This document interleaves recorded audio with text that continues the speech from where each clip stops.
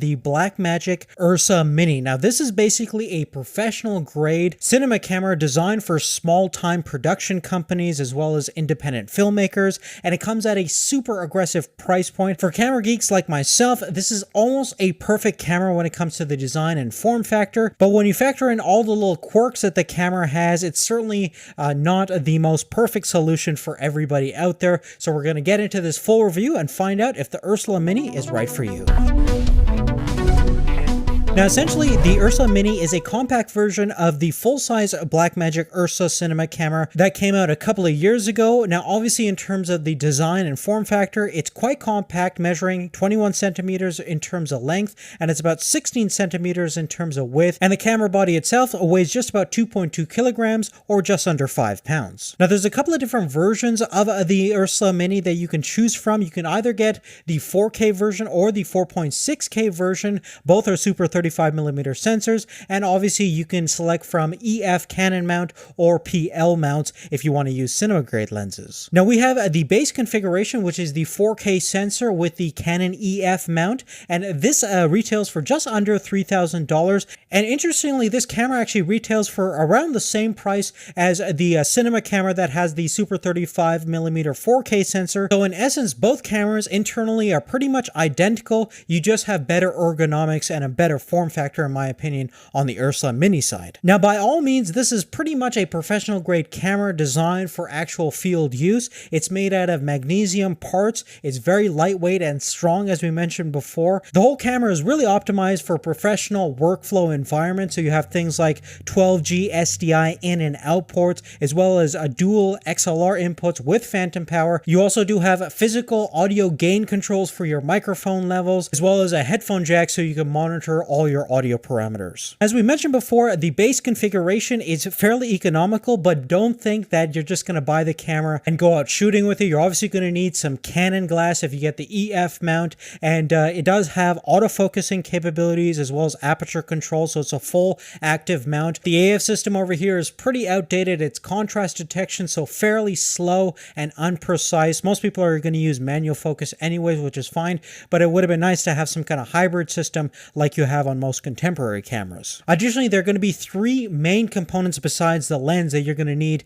to actually have a bare bones rig. One is obviously a CFast card. Now the CFast standard is fairly new. There's definitely a lot of benefits. It's about the same form factor and size as a compact flash card, but it's much faster in terms of its read and write throughput speeds, and it has potentially higher capacities. Now at this point, CFast cards definitely come at a high premium cost, but if the format becomes more established, like all flash storage, the cost of production will come down. I have a 128 gigabyte CFast card from Transcend. The nice thing about this camera is there's a whole bunch of different recording formats that have different bit rates, so you can definitely get more or less depending upon how much quality and control you want in your post-production. Now next, you're obviously going to need to offload your media, and there's no real direct USB or Thunderbolt connection that goes from your computer to your camera. You're going to need a CFast card reader, and this is a pretty good one from Lexar over here. And last but kind of an extra option, but certainly an essential one if you're going to be using this thing out in the field, is you're going to need an external battery. And sadly, there's not really a battery that comes with the camera.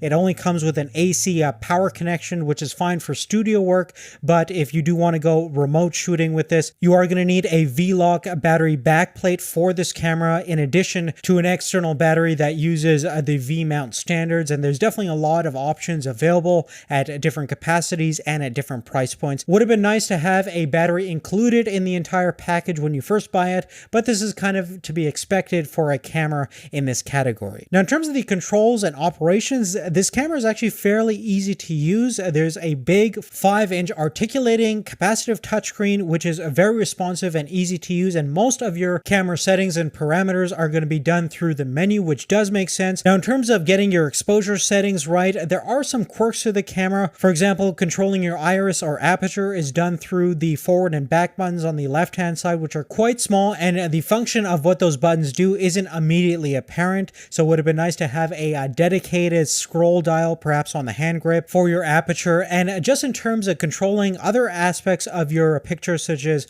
the white balance, the ASA, as well as the shutter angle, all those things are controlled in the menu, and it's very hard to change them on the fly when you're shooting.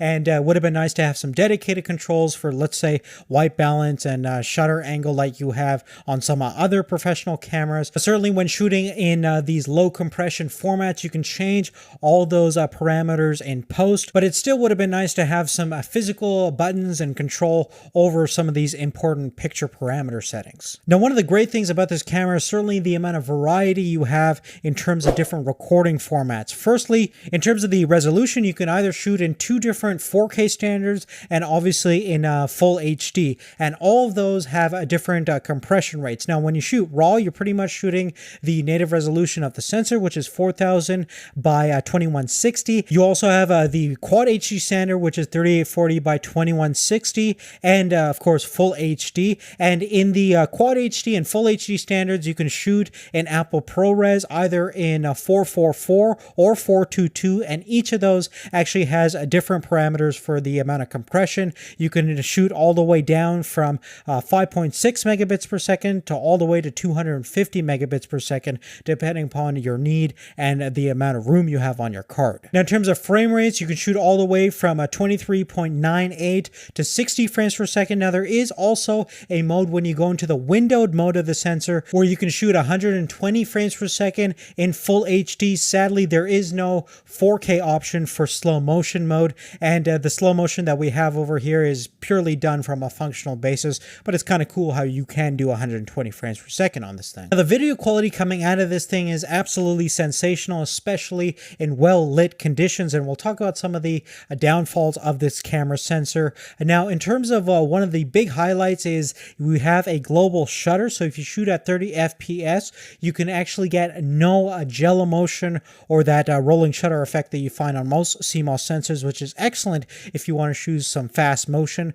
without that jello vision. And obviously, when you shoot at ProRes 444, the dynamic range is absolutely excellent, and RAW it's going to be even better. You have up to 12 stops of potential dynamic range, so the camera definitely has a lot of latitude, so you can get the most information from your highlights and shadows, and obviously change everything when it comes to color timing and everything like that. And you get a free copy of DaVinci Resolve, which is always awesome with these Blackmagic cameras. Now, the sharpness is, as you would imagine, in the 4K setting, absolutely sensational. Extremely sharp image. With this kind of throughput and bitrate, you're obviously going to expect a really great looking image, and this Ursa Mini is really no exception. And when it comes to the biggest problem with this camera, and it might be a huge turnoff for some of you guys out there, is that the ISO limit is up to 800 ASA, and that's pretty much it. And you can obviously push the camera more in post, but if you are going to shoot in low light conditions, this is definitely not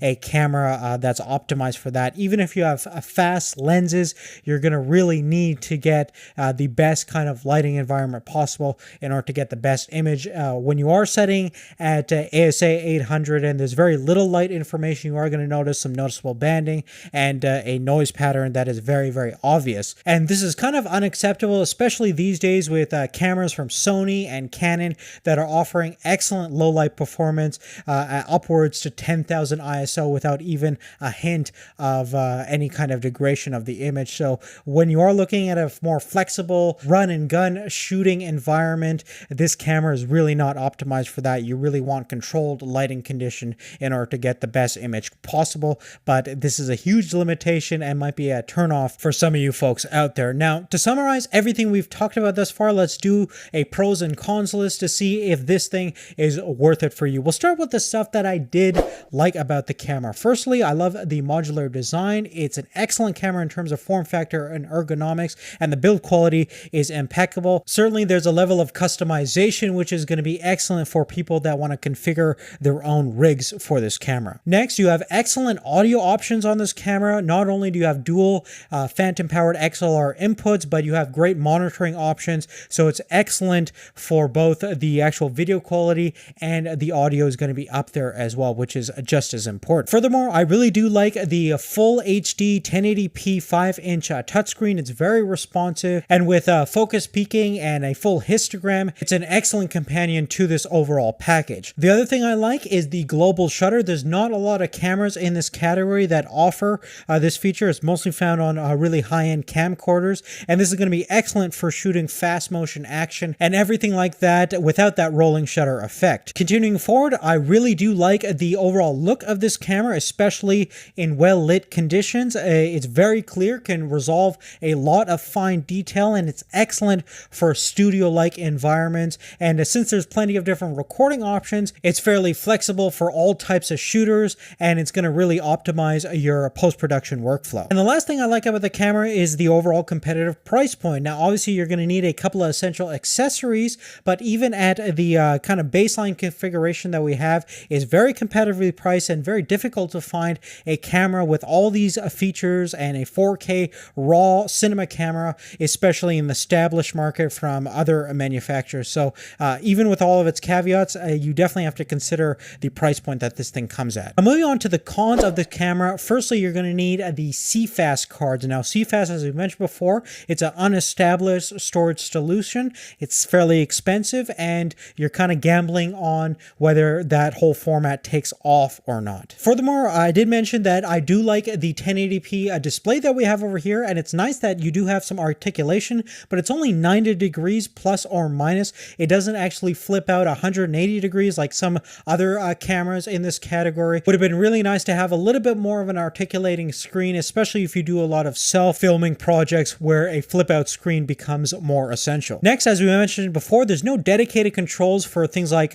shutter angle, ISO, or white balance. Would have been nice to have those, especially if you want to change them if you're previewing an image, and it kind of sucks to have to always go into the menu to adjust some of those parameters. Furthermore, this is more of a minor gripe based on the type of camera this is, but there is no battery included in the box. That's going to be a separate option, and you are going to also need the V-Lock plate adapter in order to fit some of these third-party batteries onto, as we mentioned in the review. Just another added cost that you have to consider. And the final gripe I have is with the low light performance. As we mentioned, ISO 800 is certainly unacceptable these days and is subpar compared to the cameras in this category, and that really is a huge downside that, again, might turn off some people. But really, other than that, guys, that's really it. I want to give a big shout out to B&H Photo for actually letting us do a full review on the Blackmagic Ursa Mini. Without them, this video wouldn't be possible. And if you are interested in anything we talked about, check out the links in the description down below for